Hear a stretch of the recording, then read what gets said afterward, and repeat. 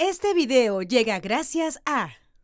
Atención emprendedor, potencia tu negocio con préstamos con garantía hipotecaria de rebajatuscuentas.com y págalo hasta en 10 años. Gracias a Samsung. Recibimos a Luis Benavente, director de la consultora de opinión pública Vox Populi. Muy buenos días. Muchísimas gracias por acompañarnos esta mañana. Buenos días, Mávila Fernando, buenos días. Momento del análisis político.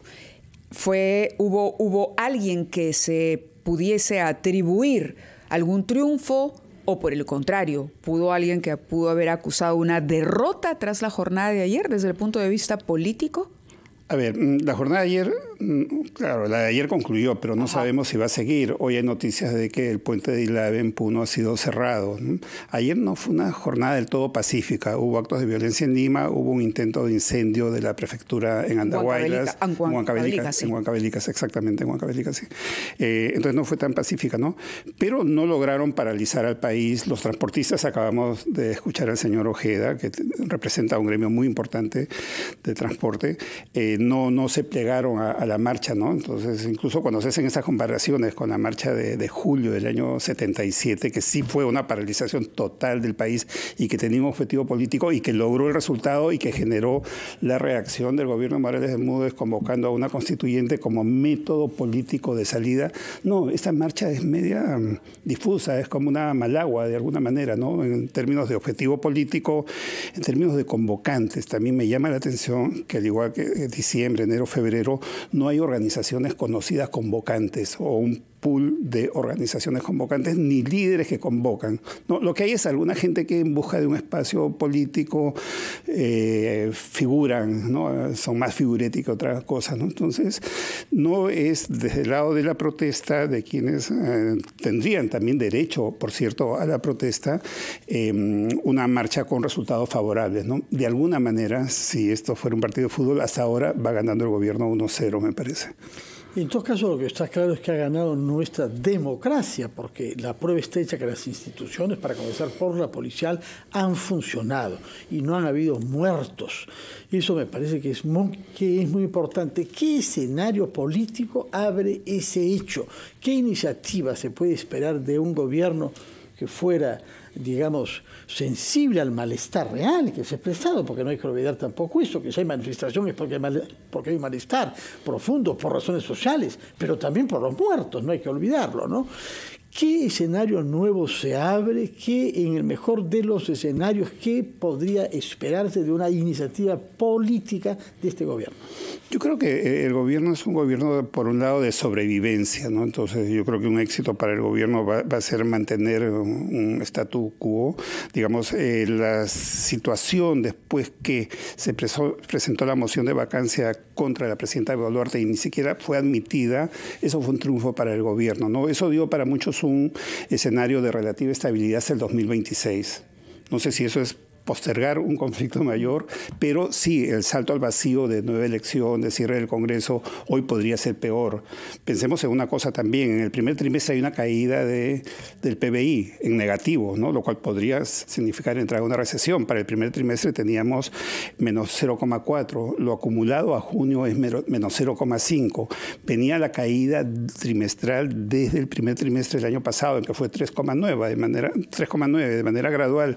A eso se suma la caída muy fuerte de la inversión pública. Se suma la caída fuerte también, no tanto como inversión pública, de la inversión privada. Y además en el primer trimestre tuvimos la noticia de un aumento de la pobreza, ¿no? Entonces, creo que mucho de la situación de violencia que vivió el país, de violencia social que vivió el país en el primer trimestre, se está reflejando ya en eso, ¿no? Y el porvenir, digamos, el Perú aguanta, pues porque, claro, las exportaciones del 2020 al 2022 subieron de 80.000 a 120 y tantos mil millones de dólares.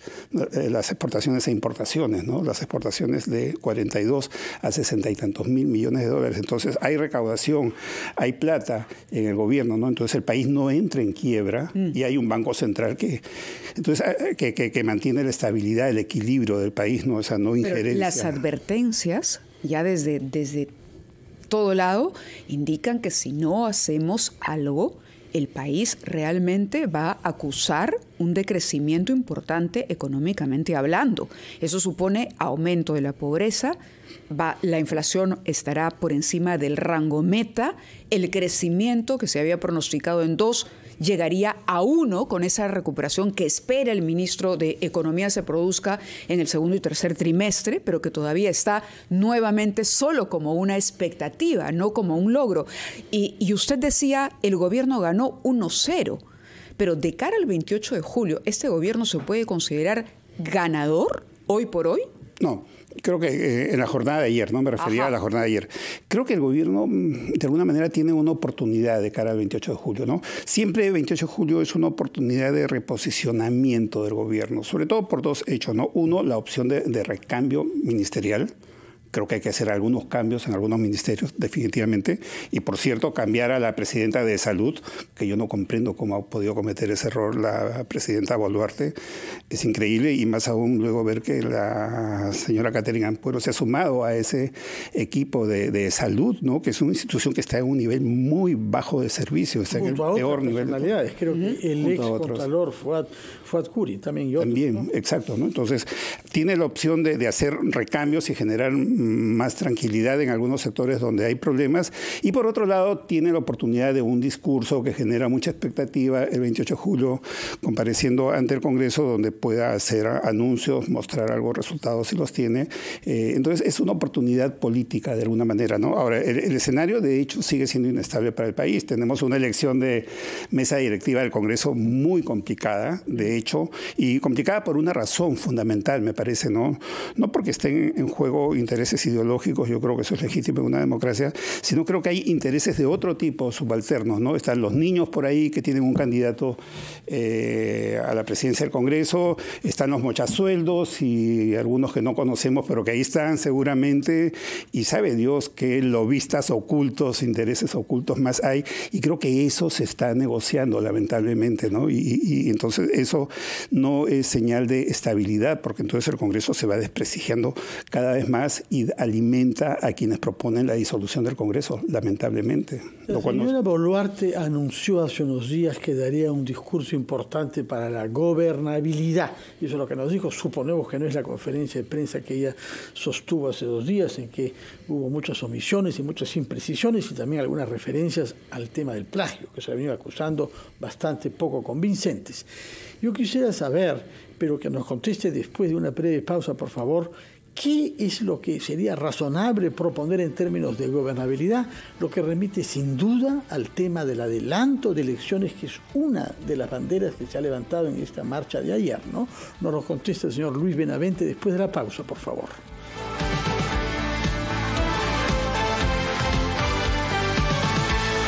Entre tanto, y antes de conversar otra vez con el señor Benavente, queremos hacer saber que un autodenominado Comando Unitario de Lucha anuncia una conferencia de prensa de hoy para las 10:30 de la mañana. Se trata de la organización que reclama haber liderado la marcha de ayer. Habrá una conferencia de prensa cuya invitación a las 10:30 ha sido formulada por una persona que firma en su calidad de jefe de la comisión de prensa de esta comisión, de manera que tomamos conocimiento de que existen estas formas embrionarias, quizá de organización, en lo que fue los promotores de la marcha de ayer. Señor Benavente, ¿tenía usted referencia de este comando unitario? No, me llama la atención, no sé si lo he mencionado ahora, que no había convocante organizacional ni convocante individual, ¿no? Creo que es bueno que haya una organización que dé la cara, porque evidentemente toda situación de conflicto político, social requiere diálogo, y para tener diálogo hay que saber con quién, y quién es una organización o un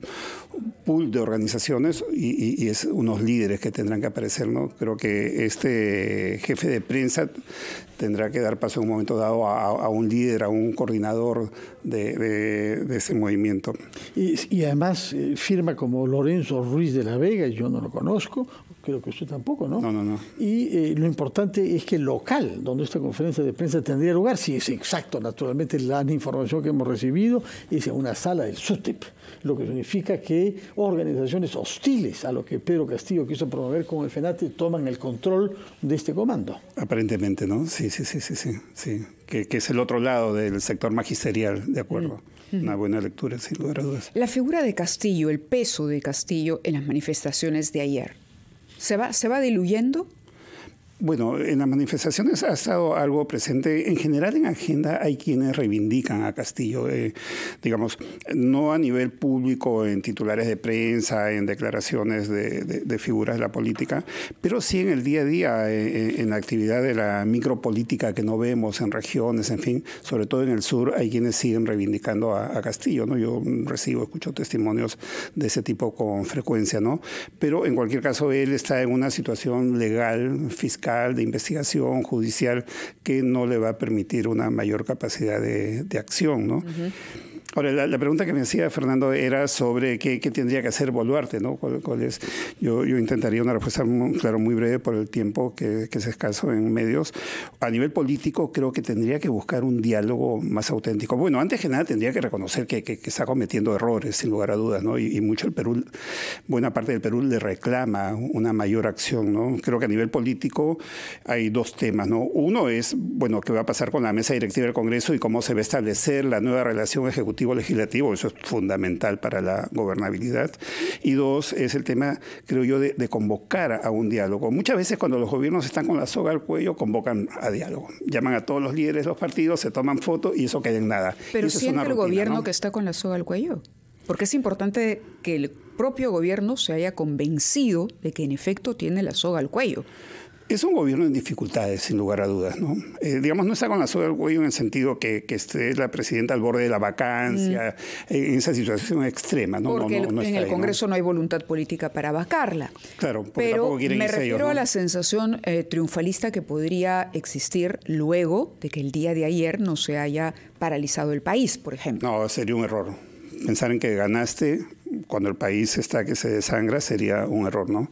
Ahora, yo creo que un diálogo debe ir pues con una agenda, con puntos concretos y con un seguimiento posterior. Si ella cambia el esquema de diálogo, que no sea eso de salir del apuro y llamar a los líderes para tomarse fotos y dar saludos a la bandera, eso no sirve para nada. Y eso lo hacen todos los gobernantes siempre y en un momento dado se genera una expectativa, ¿no? Yo creo que eso es a nivel político. A nivel económico creo que tiene que haber medidas reactivadoras. Me parece que haría falta un programa muy decidido con una inversión, porque hay plata en el MEF, hay bastante plata.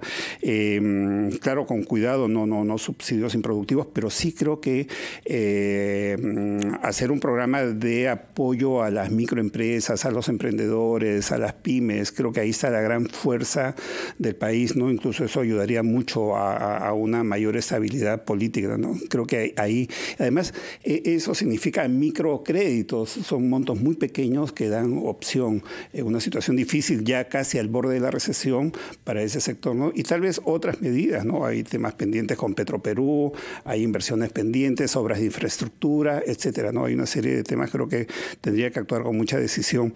Otro punto es, pues, darle cuerda a los ministros, ¿no? Creo que el gobierno en los distintos sectores tendría que dar mayores resultados en ese momento tan difícil, no solamente para validarse ante la opinión pública, sino realmente para resolver problemas que están presentes en todos los sectores, ¿no? En transportes, en vivienda, en educación, etcétera. Usted ha reprochado algunos nombramientos recientes, efectivamente el caso de la presidenta de Salud, eventualmente presidenta también del Instituto Peruano de Radio y Televisión, que se nombra a alguien que viene del núcleo mismo del Ejecutivo, que descabeza la institución con medidas represivas. Mal puede dar un ejemplo de adhesión a la libertad de prensa en momentos en que hay quienes plantean un proyecto de ley para respaldar a la llamada prensa alternativa, sobre la que tanto aspiró Pedro Castillo, al mismo tiempo que denigraba a la prensa que era crítica a él, ¿no? ¿Piensa usted que se trata de hacer un cambio de algunos ministros para que entren técnicos, o lo que este gabinete necesita también es voces políticas que puedan buscar convencer a la opinión pública de que estamos en un camino que nos lleve a algo. Tiene que haber un equilibrio, ¿no? Lamentablemente la palabra política está tan desgastada que siempre hay la intención de demostrar técnicos y no políticos, ¿no? Hoy en día yo podría decir que el mejor político es el que demuestra que no es político.